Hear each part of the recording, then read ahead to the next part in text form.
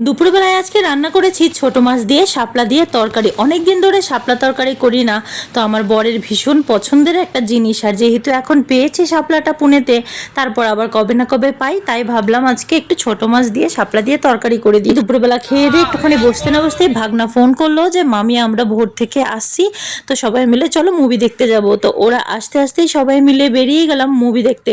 ওখানে গিয়ে আমাদের 1 ঘন্টা মতো টাইম ছিল টিকিট নেওয়ার পর। আর আজকে ছিল গণপতি বিসর্জন, তাই সব ঠাকুর যাচ্ছিল রাস্তা দিয়ে বিসর্জনের জন্য। ছেলেপেলের খিদে পেয়ে গেছিল বলে শুভমের বাবা নিয়ে গেল ওদের পিৎজা খাওয়াতে, আর আমরা 4জন চলে গিয়েছিলাম আইসক্রিম আর পপকর্ন নিতে। আমরা আইসক্রিম খেয়ে পপকর্নটা নিয়ে শুভমের বাবা বললো চলো তোমাদের ইরানি চা খাইয়ে নিয়ে আসি। তো ইরানির চাটা খেয়ে দিয়ে তারপর ভেতরে গেলাম। 1 ঘন্টা মনে হচ্ছিল অনেকটা লম্বা হয়ে গেছিল।